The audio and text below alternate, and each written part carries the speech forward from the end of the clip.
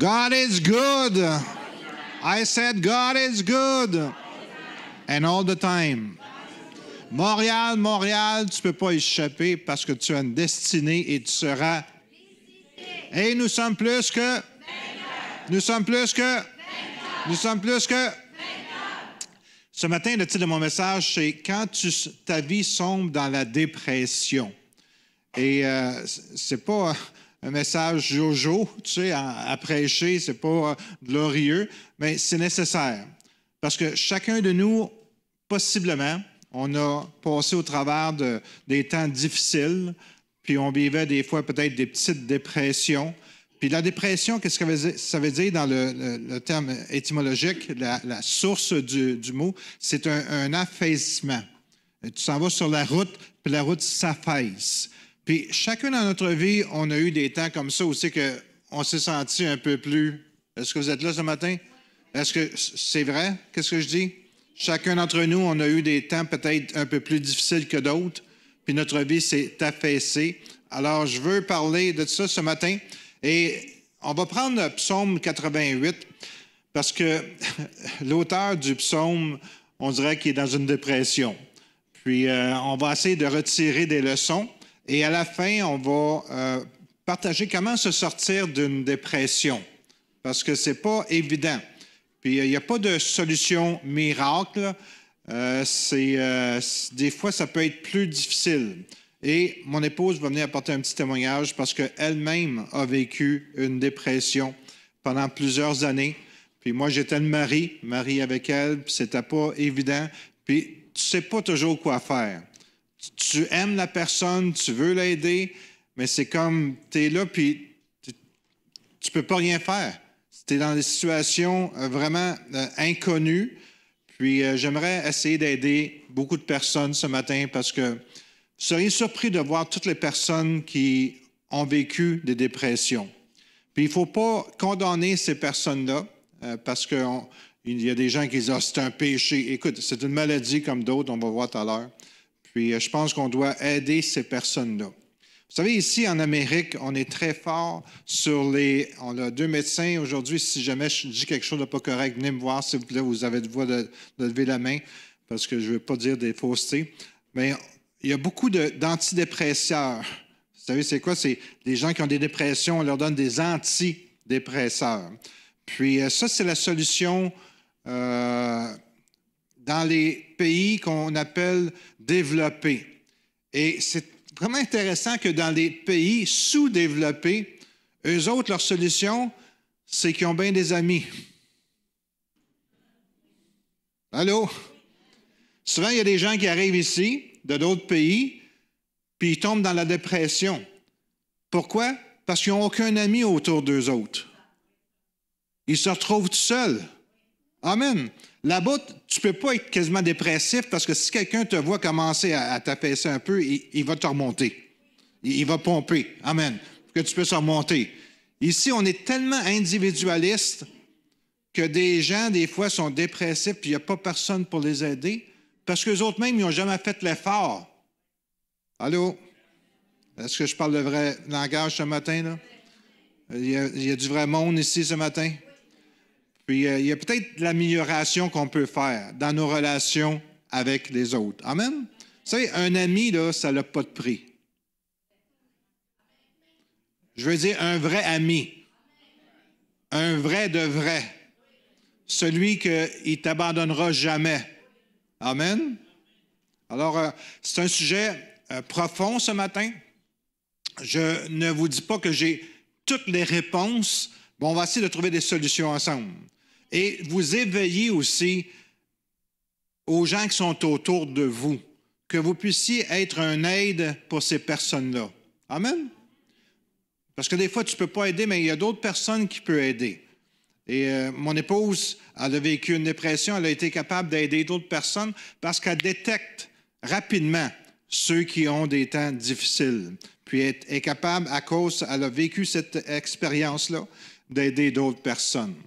Alors, dans le psaume 88, verset 2, ça nous dit « Éternel, Dieu de mon salut ». Mon micro, je n'aime pas le son. Hein? « Éternel, Dieu de mon salut, je crie jour et nuit devant toi. que ma prière parvienne en ta présence. Prête l'oreille à mes supplications. On peut voir qu'il passe des temps difficiles, l'auteur. Car mon âme est rassasiée de maux et ma vie s'approche du séjour des morts. Je suis mis au rang de ceux qui descendent dans la fosse. Je suis comme un homme qui n'a plus de force. Je suis étendu parmi les morts. Écoutez, quand tu vis une dépression, là, tu ne vois plus les choses de la même manière. Tu as un autre scénario devant toi. Tu m'as jeté dans une fosse profonde, dans les ténèbres, dans les abîmes. Ta fureur s'appesantit sur moi et tu m'accables de tous les flots. Tu as éloigné de moi mes amis. Tu m'as rendu pour eux un objet d'horreur. Je suis enfermé et je ne puis sortir. Ce n'est pas la vérité nécessairement qu'il dit, mais c'est sa conception de la situation qu'il vit. Mes yeux se consument dans la souffrance. Je t'invoque tous les jours, ô Éternel. J'étends vers toi les mains. Est-ce que pour les morts, tu fais des miracles? Les morts se lèvent-ils pour te louer? Parle-t-on de ta bonté dans le sépulcre, de ta fidélité dans l'abîme de la perdition? Tes prodiges sont connus dans les ténèbres et ta justice dans la terre de l'oubli. Ô Éternel, j'implore ton secours. Et le matin, ma prière s'élève à toi. Pourquoi, Éternel, reposes-tu mon âme? Reposes-tu mon âme? Pourquoi me caches-tu ta face? Je suis malheureux et moribond dès ma jeunesse. Je suis chargé de tes terreurs. Je suis troublé. Tes fureurs passent sur moi. Tes terreurs me réduisent au silence. Elles m'environnent tout le jour comme des eaux. Elles m'enveloppent toutes à la fois. Sois éloigné de moi, amis et compagnons. Mes intimes ont disparu. Amen. Seigneur, je te demande de bénir cette parole ce matin. Que ça puisse être, Seigneur, une solution à plusieurs, Seigneur, qui ont peut-être passé par là ou qui vont passer par là, Seigneur. Juste toi, Seigneur, peux nous aider. Alors, bénis ce message ce matin qui puisse pénétrer profondément dans le cœur de tes enfants. Au nom de Jésus-Christ. Amen. Alors, d'autres traductions du verset 18 nous dit « Et tu éloignes de moi tous mes amis. L'obscurité seule me tient compagnie. » Quand une personne vit une dépression comme ça, il s'entourait de ténèbres.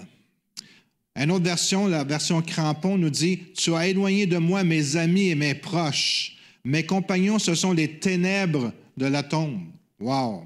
Et Parole de vie nous dit « Tu as éloigné de moi mes voisins et mes amis. La nuit seule est mon ami. » Et Tob nous dit « Tu as éloigné de moi compagnons et amis. Pour intime, j'ai les ténèbres. » Alors imagine-toi quand une personne passe des temps difficiles, elle se sent comme dans les ténèbres, entourée d'obscurité autour d'elle. Vous savez, avant la pandémie, la dépression était présente. Allô? Ça fait déjà 1 an et demi qu'on a commencé une pandémie au travers du monde. Laissez-moi vous dire qu'il y a beaucoup plus de monde qui sont dépressifs. Allô? C'est une réalité de la situation présente. Puis, c'est pour ça qu'on a besoin des uns et des autres. Surtout si nous, on connaît la vérité, c'est Jésus. Il y a des gens qui sont autour de nous qui peuvent passer des temps difficiles et on est ceux qui sont capables de les aider. Parce qu'une personne qui vit dans la dépression est entourée de ténèbres. Et nous autres, on est quoi? Allô? On est la lumière. Alors, si tu amènes la lumière dans les ténèbres, sais-tu que juste une petite allumette, on fermera toutes les lumières ici, on sera dans les ténèbres, juste une petite allumette, tu sais, t'allumes tout, le monde serait capable de la voir. Alors, on a une influence lumineuse, amen, envers les gens. Avant la pandémie, 1 homme sur 10 et 5 femmes sur 10 vivaient un jour dans la dépression. Hey, c'est beaucoup, ça. Il y avait 12 000 décès par suicide chaque année en France avant la pandémie. Laisse-moi vous dire que beaucoup se sont suicidés à cause que leurs finances, leur business a fermé ou à cause de la situation, à cause de la peur, à cause de tout ce qu'on a vécu. Souvent, la dépression peut conduire au suicide et personne n'est à l'abri d'une dépression. Personne n'est à l'abri d'une dépression. Moi, j'ai connu beaucoup de personnes qui ont vécu des dépressions. Puis tu n'auras jamais imaginé que ces personnes-là puissent être atteintes de dépression. Ça arrive soudainement, bang, comme ça. Juste en France, il y a eu 160 000 tentatives de suicide en un an. En Amérique, la dépression touche 20 millions d'Américains à tous les ans.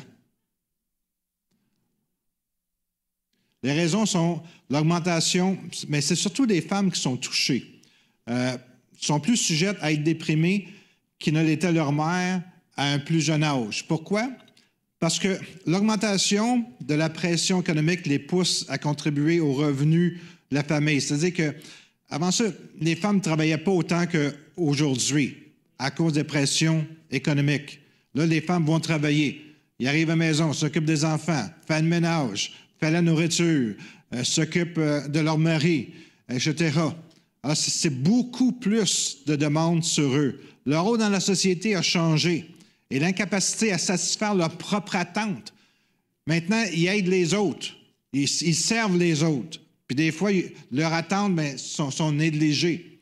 Il y a un sentiment d'avoir perdu aussi le contrôle. Alors, c'est pas évident. Un des pasteurs les plus estimés de l'Angleterre, c'était Spurgeon, C.H. Spurgeon. Il était fréquemment dans son ministère plongé dans une dépression sévère, due à partir de la goutte, hein, c'est une maladie, mais aussi pour d'autres raisons. Dans une biographie du prince des prédicateurs, Arnold Dallimore a écrit « Ce qu'il a souffert dans les temps d'obscurité, on ne peut pas le savoir. Même ses appels désespérés vers Dieu ne lui apportaient aucun soulagement. Il y a des cachots, disait-il, sous les châteaux du désespoir. Il y a des cachots sous les châteaux de désespoir. » C'est pas évident quand une personne passe des temps difficiles. Tu essaies de l'aider, mais tu ne peux pas être à sa place. Tu ne peux pas comprendre la profondeur de sa misère. Tu voudrais l'aider, tu voudrais l'encourager, mais tous les mots que tu dis tombent à terre. Gloire à Dieu. On est plus que vainqueurs. Amen. Alors, c'est quoi la dépression? C'est comme si vous vous sentiez aspiré par un trou noir sans pouvoir y échapper. Si jamais vous avez vécu par ça, vous savez exactement de quoi que je parle. La dépression, c'est ressentir une tristesse bien plus profonde que ce que peuvent ressentir les personnes normales dans leur vie. Toutes sortes de gens ont souffert de dépression. Des personnes comme Abraham Lincoln, le général Patton, l'acteur Marlon Brando, l'écrivain Ernest Hemingway et le compositeur George Handel. Des gens à succès se voient parfait engloutis dans une tristesse sans fin. Alors, comme j'ai dit tout à l'heure, il n'y a personne qui est à l'abri de ça. Quand ma femme, mon épouse, est tombée en dépression, j'aurais jamais imaginé qu'elle puisse vivre ce qu'elle a vécu pendant quelques années. Jamais. Puis tu es là, puis tu peux pas rien faire. Tu voudrais. Puis je sais que toute votre solution, c'est on va prier avant d'en sortir. Ça ne marche pas de même. Parce qu'on est des êtres humains. On est tous différents les uns les autres. Ça ne nous frappe pas tous de la même manière. Il y en a qui vont s'en sortir plus rapidement, d'autres, ça va prendre un peu plus de temps, d'autres, peut-être qu'ils ne s'en sortiront jamais parce qu'ils n'ont pas de solution. Mais nous autres, on a une solution. Il s'appelle Jésus. Amen. L'auteur de ce psaume qu'on lit lutte contre des sentiments de ce genre. Écoutez, si Dieu a permis d'écrire que ce psaume-là soit, ça veut dire qu'il veut nous enseigner une leçon. Il veut qu'on comprenne quelque chose. Que si ça nous arrive, on va s'en sortir. Amen? On ne connaît pas grand-chose de cet homme à part que qu'est-ce qu'on lit de le psaume. Plusieurs s'accordent pour dire qu'il y a 3 sortes de psaumes. Le psaume d'orientation, hein, le psaume de désorientation et le psaume de réorientation.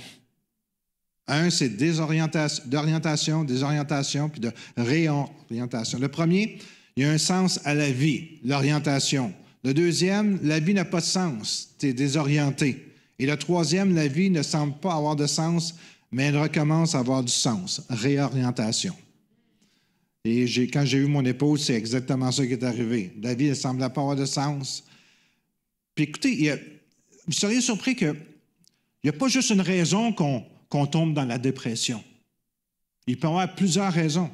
Chacun de nous, on peut avoir des raisons différentes. Ici, le psaume 88, la vie ne semble pas avoir de sens. On pourrait le classer dans le psaume des désorientations. Dans la dépression, on sent comme si on va mourir. On voit cela dans plusieurs, dans le psaume, un exemple, le verset 3 qui dit « Car mon âme est rassasiée de mort et ma vie s'approche du séjour de mort. » Ce n'est pas la réalité, c'est une impression qu'il y a. C'est ça qui passe dans sa tête. Parce que les gens qui vivent des dépressions ne vivent pas dans la réalité.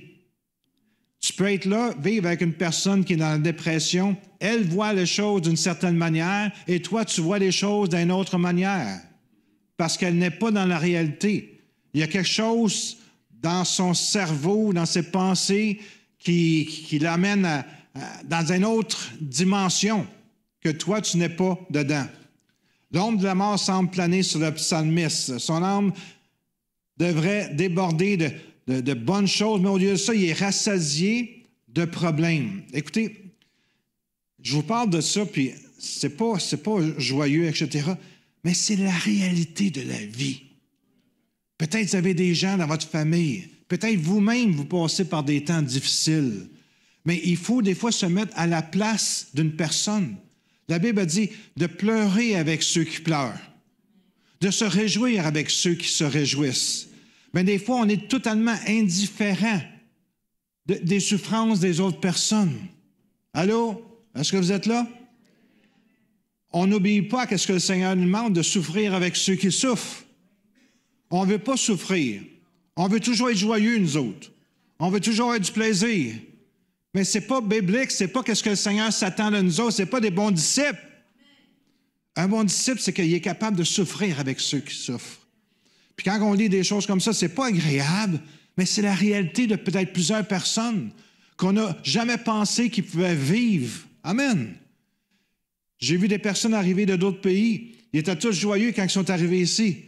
Mais quand ils se seront retrouvés tout seuls, là, ils trouvaient ça dur.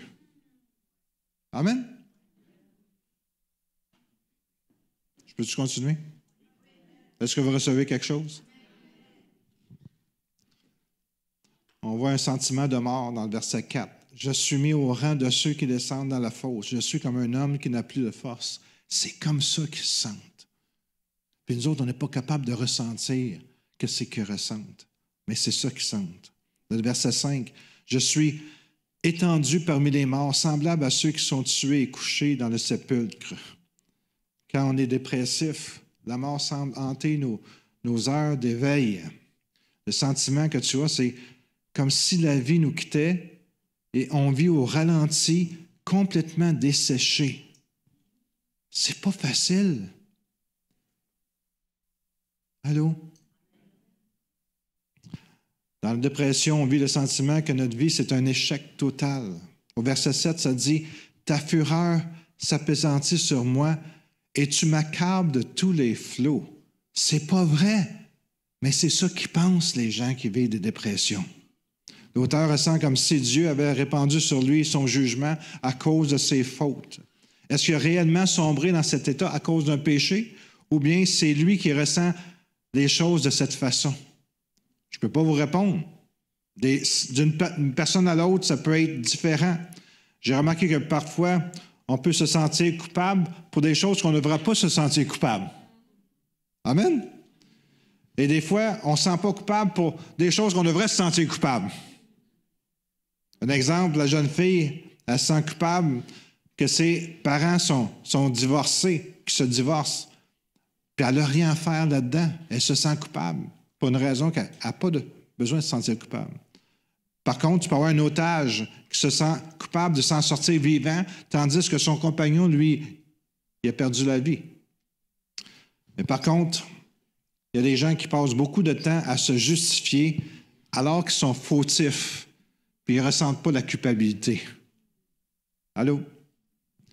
Le verset 14. « Pourquoi, Éternel, repousses-tu mon âme? Pourquoi me caches-tu ta face? » J'essaie de faire comprendre que les gens qui vivent des dépressions, ils ont toutes sortes de pensées dans leur tête qui ne sont pas vraies.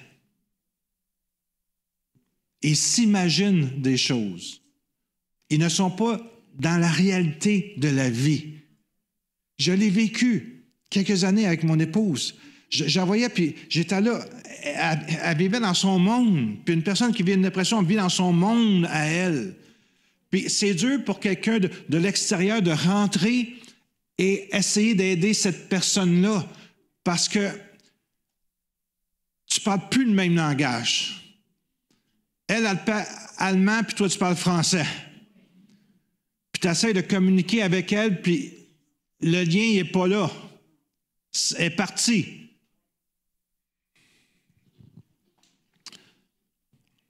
Verset 14. Pourquoi, Éternel, repose sur mon âme? Pourquoi me caches-tu ta face? Tu ne vois plus l'Éternel quand tu vis dans une dépression. Verset 16. Tes fureurs passent sur moi, tes terreurs m'anéantissent. Sur le nuage noir de la déprime, les gens se sentent comme des ratés. Je vous partage ça pour que vous puissiez essayer de comprendre comment que ces gens-là se vivent. Il y a au moins 3 personnes que je connais qui étaient proches de nous, qui ont vécu dans des dépressions. Puis, c'est pas évident. On pense que si quelqu'un fait un burn-out, une dépression, qu'il va s'en sortir rapidement. Wow, le moteur. C'est mieux de bien te préparer. Vous savez, vous seriez surpris de voir les corps de métier qui ont le plus de difficultés avec les dépressions, même le suicide. Les dentistes, c'en est. Parce qu'à chaque fois que tu vas chez le dentiste, ouch! Tu me fais mal! C'est comme, des fois, tu peux quasiment l'haïr parce qu'il te fait mal, ou tu penses qu'il te fait mal. Puis, j'ai un de mes beaux-frères qui était dentiste, puis il a fait une dépression. Même les policiers, c'est pas évident, OK? Quand ils donnent en tout cas, des étiquettes, tu les aimes pas. Quand ils t'arrêtent, tu les aimes pas. C'est des temps difficiles. Alors, c'est comme... Je vous parle de dépression, mais il y a des manières, puis on va voir tout à l'heure, de bien se préparer pour éviter de tomber dans des pièges de dépression. Amen? Est-ce que vous êtes encore là ce matin? Est-ce que c'est trop difficile pour vous? Est-ce que vous recevez quelque chose? J'ai besoin de sentir que vous êtes là. Parce que c'est pas facile de parler de ça, OK? Mais c'est comme, des fois, nous autres, les chrétiens, c'est victoire, victoire, victoire. Mais il y en a qui ne sont pas toujours dans la victoire. Puis il y a des gens qui aiment le Seigneur qui ne sont pas toujours dans la victoire. Parce qu'il est arrivé quelque chose dans leur parcours, que ce soit leur faute ou non, c'est arrivé. Puis on ne peut pas les laisser tomber. Quelqu'un disait que la pire armée qu'il y a sur la terre, c'est l'armée de Dieu, les chrétiens. Parce que quand il y en a un qui est blessé, on l'achève. Allô? Là, on est ici pour apprendre à s'entraider, à ne pas juger les autres. Parce que pas tout le monde qui tombe dans la dépression, c'est à cause d'un péché. Puis même si c'est un péché, la Bible a dit, si tu vois ton frère tomber, va le relever. Amen? Soyons spirituels. Aimons les uns les autres. Je sais que les uns sont plus difficiles à aimer que les autres, mais aimons-les pareil. Amen. Sur le nuage de la déprime, les gens se sentent comme des ratés, comme s'ils avaient laissé tomber Dieu, tomber leur ami. Ils s'en prennent souvent à eux-mêmes. Ils ne s'en prennent pas aux autres, mais à eux-mêmes. Un psychologue chrétien dit que quand nous sommes dépressifs, on rumine sans cesse le passé. On passe trop de temps à nous examiner et nous sommes préoccupés par des pensées négatives. Il y a des pensées négatives qui nous hantent. Parenthèse. Je me suis dit, cette semaine, une journée, aujourd'hui, je vais faire un effort pour avoir des pensées positives. Pour penser positivement. C'est dur. C'est difficile. Est-ce que vous êtes là? Vous me regardez comme si je serais un bullseye prêt à tirer, là. C'est pas évident. OK? Une journée cette semaine, j'ai dit, aujourd'hui, je vais être positif. Ça n'a pas duré longtemps. Parce qu'on est assailli par des pensées négatives. Sur les autres, sur soi-même, etc. C'est pas facile. C'est pour ça que si on médite la parole de Dieu, ça va être déjà un pas dans la bonne direction. Parce que rien n'est dépressif, amen, dans la parole de Dieu. Amen. À part de qu'est-ce qu'on lit ce matin. On pense que notre misère, c'est le résultat de nos échecs, puis qu'on mérite les ténèbres. Vous savez, le diable, lui, il vient pour condamner. Dieu vient pour convaincre. Alors, quand on se sent condamné, ça ne vient pas de Dieu. Jamais que Dieu va nous condamner. Ce sentiment, il est particulièrement vrai chez les chrétiens à qui on a enseigné que la dépression, c'est un péché. La dépression, ce n'est pas un péché. Dans la dépression, on se sent aussi complètement seul. Regardez au verset 8. « Tu as éloigné de moi mes amis. Tu m'as rendu pour eux un objet d'horreur. » Ce n'est pas Dieu qui a éloigné les amis. Amen. Ceux qui avaient l'habitude de le côtoyer maintenant, ils reculent, s'éloignent. Peut-être penser qu'il est responsable de cette situation-là. Le verset 18. « Tu as éloigné de moi compagnons et amis. Maintenant, pour intime, j'ai les ténèbres. » Quand on passe par la déprime, même au milieu d'une foule, on se sent seul. Quand on passe par la déprime, tu te sens mal à l'aise avec les autres. Tu n'arrives pas à communiquer. Dans la dépression, on perd toute la perspective. Dans le verset 9, ça nous dit « Mon œil s'éteint de souffrance. » Ses yeux sont plus capables de voir clair, de voir la réalité. Quand les yeux sont affaiblis par le chagrin, ils ne voient plus les bonnes choses de la vie. Ils voient juste la mélancolie et la tristesse. Verset 15, « Je suis malheureux et moribond. Dès ma jeunesse, je suis chargé de tes terreurs, je suis troublé. » En regardant sa vie passée, l'auteur, il voit juste l'obscurité et la douleur. Malheureux, moribond, terreur, trouble. C'est les seuls souvenirs de sa vie. Écoutez, il y a des bonnes passes dans notre vie, puis il y a des mauvaises passes. Amen. Quand tu médites juste sur les mauvaises passes, tu as un problème. Alors, des fois, il faut faire des efforts. Des efforts d'orienter nos pensées dans la bonne direction.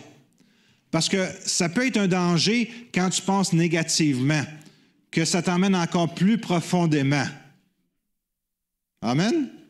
Alors, c'est pour ça que tout à l'heure, peut-être, vous avez pris ça en rien quand j'ai dit que j'essaie de faire des efforts pour être positif, mais je préfère être positif que négatif. Parce que le négatif, je sais aussi qu'il est capable de m'emmener. Puis je dois faire des efforts quand les pensées négatives viennent. Qu'est-ce que la Bible dit dans Romains? Emmener toute pensée captive à l'obéissance de Christ. Alors, c'est une des solutions d'éviter des dépressions, d'emmener tes pensées captives à l'obéissance. Autrement dit, quand tu penses de certaines manières, puis tu vois que c'est pas correct, rejette cette pensée-là. Parce que ce n'est pas la pensée de Christ. Et on est appelé à avoir la pensée de Christ. Le psychologue chrétien qu'on parlait tout à l'heure, il dit « La dépression se compare... » Puis ça, c'est très intéressant et important pour chacun d'entre nous. La dépression se compare au filtre d'un photographe qui utilise pour modifier une image. La déprime altère notre vision du monde. C'est comme lorsqu'on met des filtres à un appareil de photo pour assombrir certaines parties de la vie et nous enlevons tout ce qui est chaleureux et joyeux. Notre perspective de la vie est déformée. Notre vue sur Dieu est déformée. Notre vue sur nous-mêmes est déformée. Notre vue sur les situations est déformée. Je vous garantis, si chacun d'entre nous, on mettait des lunettes fumées ce matin, on les prend, on les met, la vision change, right? Mais c'est la même chose avec une dépression. Tu ne vois plus les choses de la même manière. Alors, quelle attitude qu'on doit adopter dans la dépression? La réponse simple est de chercher Dieu pour les solutions. Puis il faut faire attention. Hein? Quand une personne est en dépression, c'est pas juste se dire, mais écoute, prie, ça va s'arranger. Allô? C'est pas toujours la solution. peut-être toi, tu devrais prier pour elle, par exemple. Parce que peut-être elle n'est pas dans une situation qui est capable de prier. Est-ce que vous me suivez ce matin? Si ses pensées, sa réflexion est déformée, des fois, ils ne sont plus capables d'agir comme ils devraient agir. Mais toi, tu es lucide. Tu vois la situation. Si tu es un vrai ami, tu peux prier pour eux. Quand on est effondré dans le trou noir, il nous faut de la lumière. D'où vient la dépression? La réponse est, c'est pas mal plus compliqué qu'on pense. Souvent, il y a plusieurs facteurs, puis pas juste une cause unique. Même si le psaume se termine sans nous dire si Dieu est intervenu, on voit que cet homme, il se tourne vers Dieu pour des réponses. Puis c'est des réponses pour chacun d'entre nous. Il dit dans le verset 1, « Éternel de mon salut, je crie vers toi jour et nuit. » Alors, on voit qu'il cherche sa solution en Dieu. Et laisse-moi vous dire que la solution est en Dieu. J'ai dit la solution est en Dieu. Il y a des gens qui disent, puis tout à l'heure, on va voir. Je ne dis pas qu'il ne faut pas aller voir des médecins, puis même temporairement, ils peuvent te donner des médicaments pour. Ça ne guérit pas, mais au moins, ça t'empêche de descendre un peu plus bas. OK? Alors, c'est comme, je n'ai rien contre ça. Mais on doit comprendre que notre solution est dans le Seigneur, de crier à lui jour et nuit. Ça nous dit, verset 9, « Je t'invoque tous les jours, ô Éternel, j'étends vers toi mes mains. » Merci Seigneur. Verset 13, « Ô Éternel, j'implore ton secours, et le matin ma prière s'élève à toi. » Même dans l'abîme des ténèbres, le psalmiste sait que la solution est en Dieu. Laissez-moi vous dire que la solution est en Dieu. Il y a des gens qui peuvent passer des temps difficiles avec leur couple, puis si tu vas voir des psys aujourd'hui, des psychiatres, etc., ils peuvent te donner, puis ce n'est pas des chrétiens, ils peuvent te donner des mauvais conseils. J'ai déjà entendu de personnes qui ont été voir des psychiatres, puis il y avait un problème dans leur couple. Puis la solution du psychiatre, c'était, couche avec une autre femme, puis ça va s'arranger. Non, c'est vrai ce que je vous dis. Est-ce que c'est la solution? Est-ce que c'est la solution? Quand tu es un enfant de Dieu, c'est vraiment pas la solution. Amen? Alors, c'est comme bien choisir ceux qui peuvent nous aider. Amen? Bien choisir. Bien choisir. Mon épouse a choisi quelqu'un. C'était Kenneth Hagin. C'est pas qu'elle a été le voir, mais elle a commencé à lire des livres sur la foi. Parce que son problème, c'était qu'elle avait perdu confiance dans le Seigneur. Puis elle avait perdu la foi. Parce qu'on est arrivé, on avait pris une décision qu'il fallait prendre, puis elle n'était pas d'accord. Puis c'est comme elle voyait les choses d'une certaine manière, puis Dieu les voyait d'une autre manière.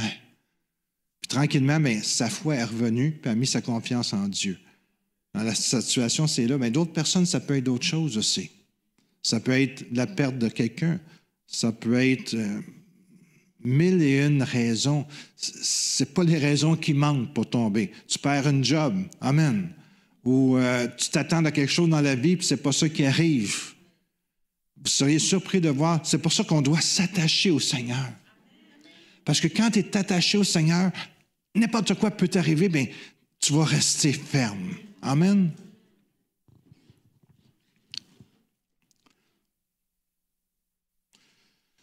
La parole de Dieu nous apporte plusieurs réponses. Est-ce que vous voulez les entendre? Ou la semaine prochaine? Non, cette semaine? OK. Premièrement, on trouve une espérance vivante face à la mort. Vous savez, la mort, je ne sais pas si vous savez, mais ça va arriver un jour. À chacun d'entre nous. Je vais mourir, vous allez tous mourir. Mais on a quelque chose que les gens du monde n'ont pas. On a une espérance de la vie éternelle, d'être avec le Seigneur éternellement. Le psalmiste, il semblait être sans espérance après la tombe. Il dit, verset 10, « Est-ce que les morts que tu fais des miracles? Les morts se lèvent-ils pour te louer? Parle-t-on de ta bonté dans les sépulcres, de ta fidélité dans l'abîme? Tes prodiges sont-ils connus dans les ténèbres et ta justice dans la terre de l'oubli? Avec la venue de Jésus, sa mort, sa résurrection, on peut répondre oui à ces interrogations-là. On peut répondre oui qu'après la vie, il y a quelque chose. Dieu fait des miracles pour les morts en les ressuscitant, puis ils vont se lever pour louer le Seigneur. Est-ce que vous êtes prêts à louer le Seigneur? La bonté de Dieu subsiste au-delà de la tombe. C'est pas fini quand tu meurs. Le party commence. Puis tu choisis ton party. Ça peut être très chaud ou ça peut être extraordinaire. Je vous conseille que ça soit extraordinaire. C'est pour cela que l'apôtre Pierre dit dans 1 Pierre 1,3 « Béni soit Dieu, le Père de notre Seigneur Jésus-Christ, qui, selon sa grande miséricorde, nous a régénérés pour une espérance vivante par la résurrection de Jésus-Christ d'entre les morts. » On a une espérance d'être avec le Seigneur pour l'éternité. Combien qui vont être avec le Seigneur pour l'éternité? Il y en a qui n'ont pas levé la main, là, je pense, là, hein? OK. Vous avez levé la main trop tard, peut-être, là, non? Amen. Tout le monde, vous êtes d'accord avec moi? Qu'un jour, on va être avec lui? Quels que soient les événements, aussi mauvais soient-ils, on est assuré que si on persévère jusqu'à la fin, il y a un bonheur infini qui nous attend. C'est pas merveilleux? Même ceux qui subissent une dépression chronique peuvent avoir une espérance vivante. Deuxièmement, des solutions. On a auprès de Dieu le relèvement si on s'est manqué. La dépression elle-même, ce n'est pas un péché, c'est comme certaines maladies. Tu reçois une transfusion de sang, t'es contaminé, t'es malade, puis tu n'as rien à faire là-dedans. Des fois, c'est des choses comme ça qui arrivent. Certaines personnes en dépression à cause des péchés qu'ils auraient commis, oui. Ainsi donc, si nous sommes effondrés à cause d'un péché, l'apôtre Jean, 1 Jean 1,9 nous dit « Si on confesse nos péchés, il est fidèle et juste pour nous les pardonner et pour nous purifier de toute iniquité. » Alors, la dépression, c'est important de comprendre sa source. Pourquoi qu'on est dépressif ou qu'on est tombé dans une dépression? Oui, des fois, c'est comme, il n'y a rien que tu peux faire, ça t'est arrivé comme ça. Ça peut être la génération avant, qui t'ont délaissé des choses, dans la famille, il peut y avoir une faiblesse, etc. Tu vas recevoir du sang contaminé, puis tu n'as rien à faire là-dedans. Ou, des fois, tu peux pécher. Allô? Est-ce que vous pensez que c'est possible de pécher? On est tous... C'est tout possible. Mais on a quelque chose de merveilleux après. Si tu confesses ton péché, il est juste et bon pour le pardonner. Puis c'est comme si tu n'aurais jamais péché. Amen? Parce que Dieu dit, quand tu pêches, tu demandes pardon, c'est comme ton péché tombe dans l'eau, puis il y a une enseigne défense de péché. Ou de péché plutôt.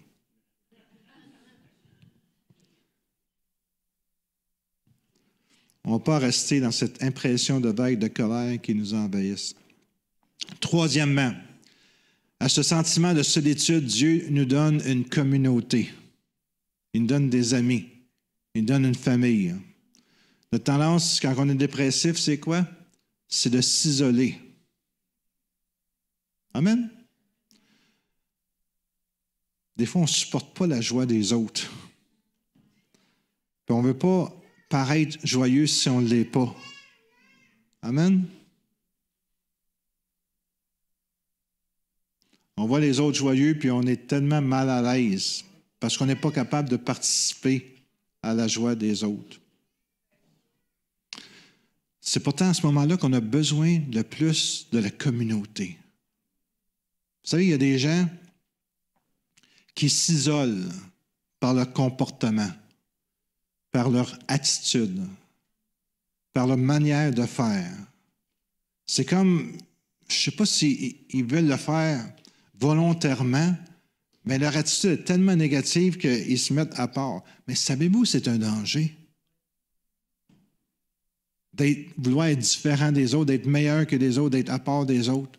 On a besoin des uns des autres. J'ai dit, on a besoin des uns des autres. Puis le pire, c'est que tu ne sais pas qui peut t'aider. Amen? Tu penses que lui, c'est un homme de Dieu, ou un leader, etc. Puis si j'ai des problèmes, il va m'aider. Mais non, ça ne marche pas de même. Parce que savez-vous qui c'est qui est boss? C'est Dieu. Puis Dieu choisit qui qu'il veut. S'il était capable de choisir un âne pour parler à un prophète, il est capable de t'utiliser toi aussi. Puis moi aussi. Amen. Dieu est Dieu.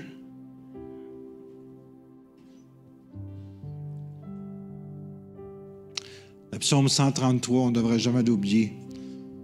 Voici qu'il est agréable, qu'il est doux pour des frères de demeurer ensemble.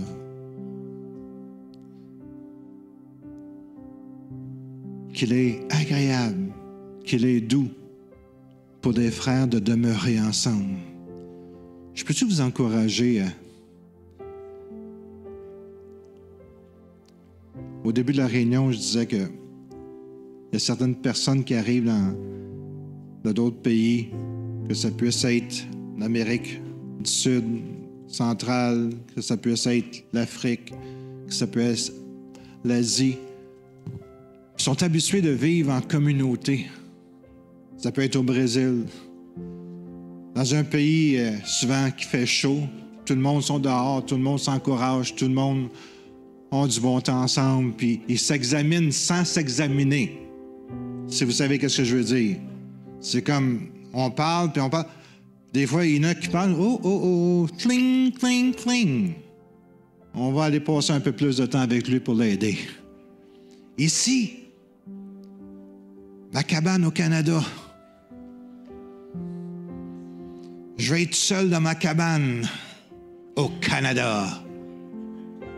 Est-ce que vous me suivez? Est-ce que vous comprenez ce que j'essaie de faire comprendre?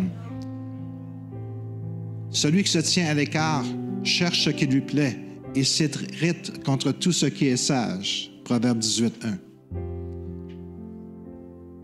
Puis c'est bien d'avoir notre intimité, d'être seul. Laissez-moi vous dire quelque chose. Dieu ne nous a pas créés pour vivre seuls. Je répète, Dieu ne nous a pas créés pour vivre seuls.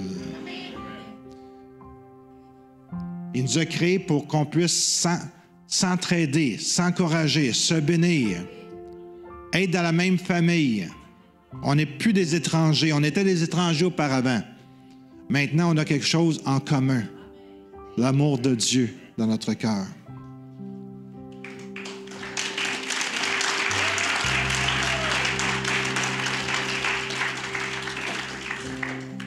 Le commandement que le Seigneur nous donne, c'est de s'aimer les uns les autres, comme Dieu nous a aimés.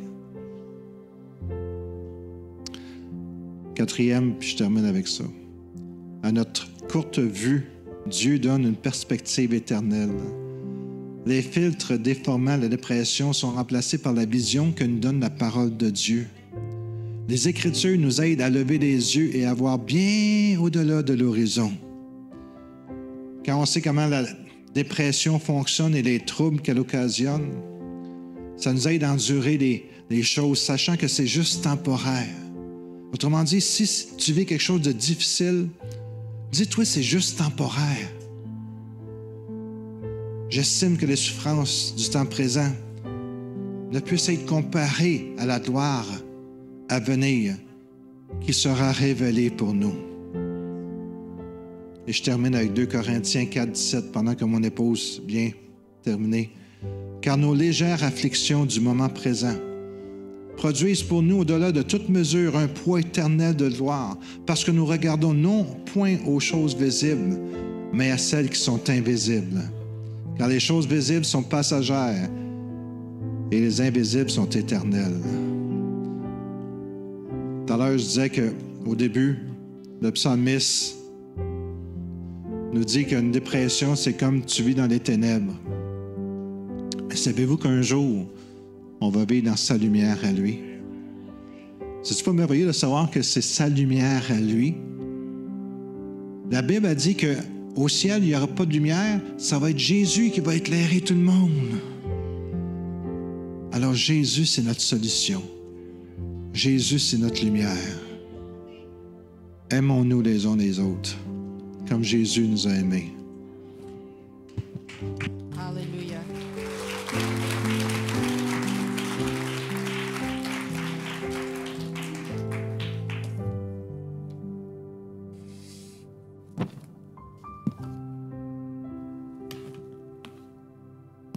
Alors, il y en a plusieurs à l'Église qui ont fait des grosses dépressions. Mon mari parle de moi parce qu'il connaît moi, mais il y en a beaucoup d'autres qui ont été passés des années dans la tristesse et Dieu les a libérés eux autres aussi. Puis j'ai pris la liberté, vu que mon mari prêchait, je ne pouvais pas y demander, mais je suis sûre il va être content de demander à Isabelle, OK? T'as-tu un micro? OK.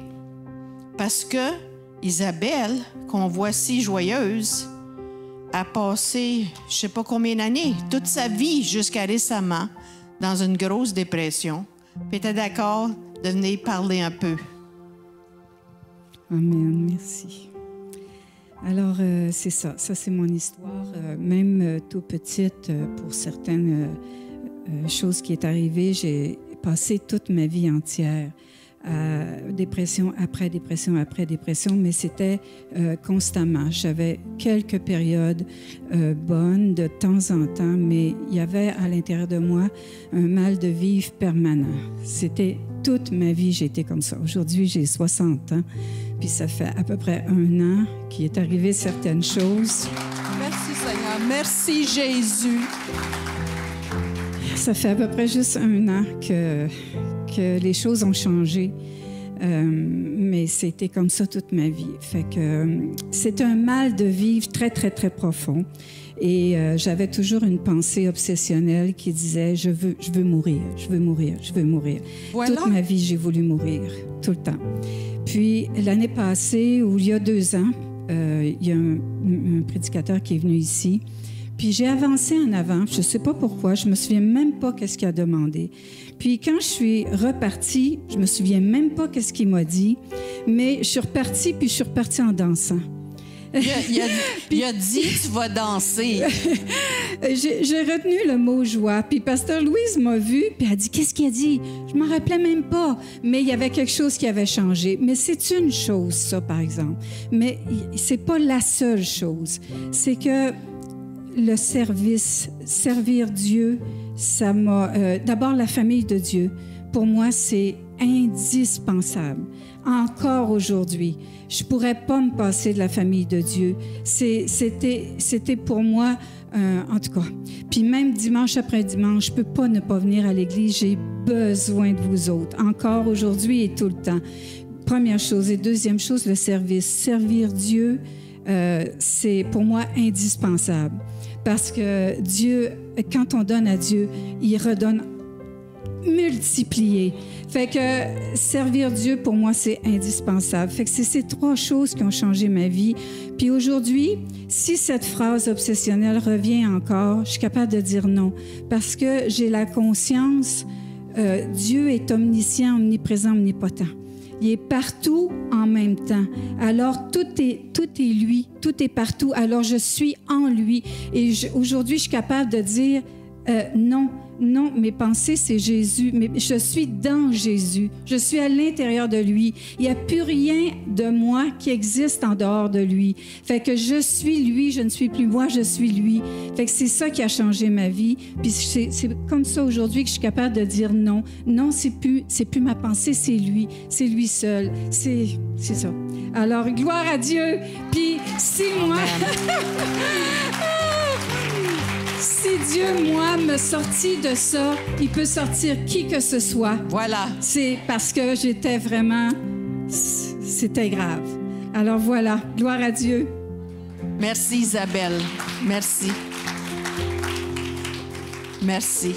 Alors, il y en a beaucoup parmi nous. Alors, il y a qui s'identifient avec elle, mais avec moi. Alors, moi, c'est arrivé, j'étais toujours joyeuse, mais à un moment donné, c'est arrivé, paf, comme ça. Et c'était, pour moi, de la colère. J'étais fâchée contre une situation, contre une personne et même contre Dieu, à cause que quelque chose est arrivé. Et maintenant, je regarde en arrière, c'est ridicule. C'était ridicule, mais j'en ai fait un drame, puis c'est important de garder nos pensées, puis d'être sensible aux autres. Puis mon mari l'a dit dans son message de pas s'isoler. La tendance serait de « OK, je me retire, j'ai trop mal, je vais licher mes plaies. » Non, faut pas faire ça. C'est le contraire. Viens avec les gens. Il y a toujours un sourire, il y a toujours une parole, il y a quelque chose qui va nous faire du bien dans sa maison. Alléluia. Et c'est sûr qu'on se confie dans l'Éternel.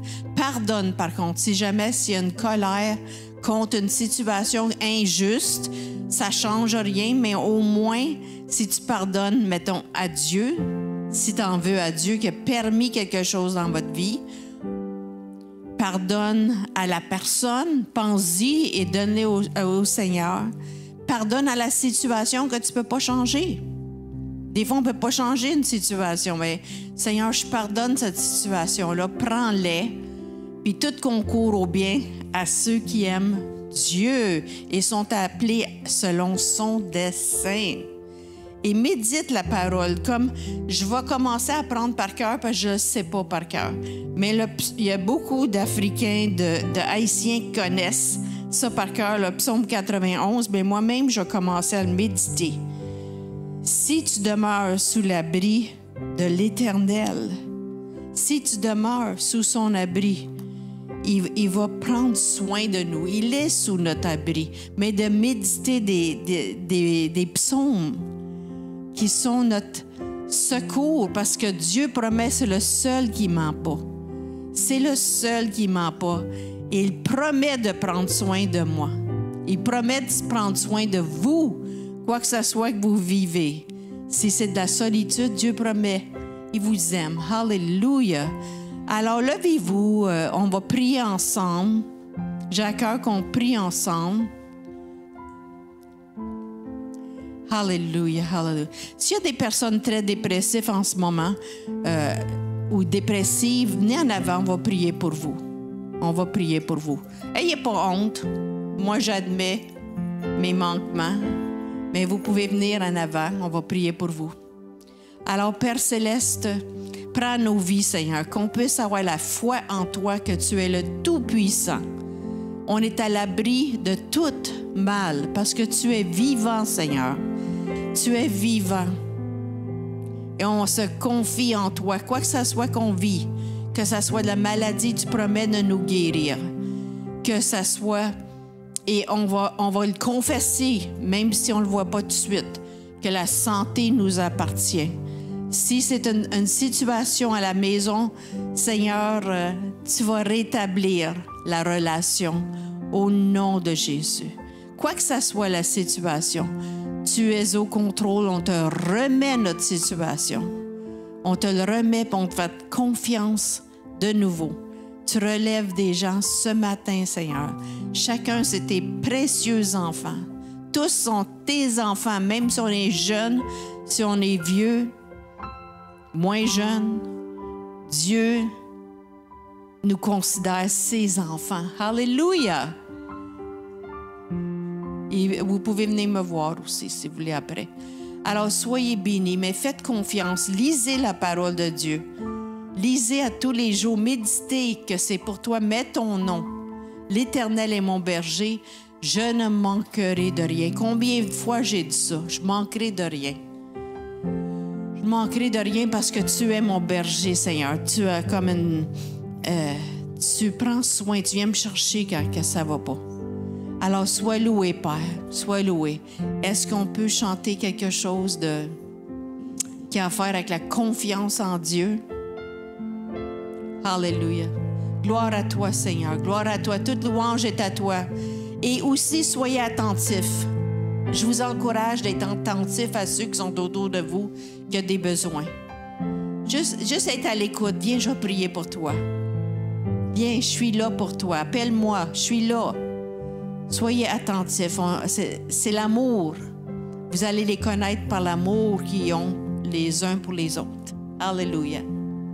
Dans l'abondance de Soyez ta bénis. grâce, par la puissance de ton nom, tu me relèves, tu me relèves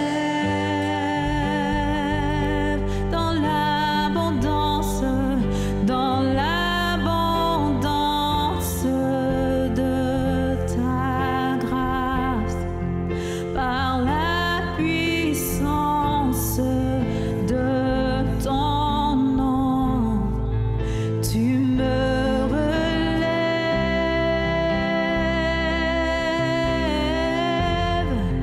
oui tu me relèves dans l'abondance. S'il y a des gens qui ont besoin de prière, juste vous avancer, on va prier pour vous. On va prier pour vous. Comme le pasteur disait, on a besoin les uns des autres. Alors, gênez-vous pas, on va prier. Amen. Oh, tu me relèves, tu me relèves. Oui, tu me relèves, tu me relèves. Une autre fois dans l'abondance de ta grâce, par la puissance de ton nom, tu me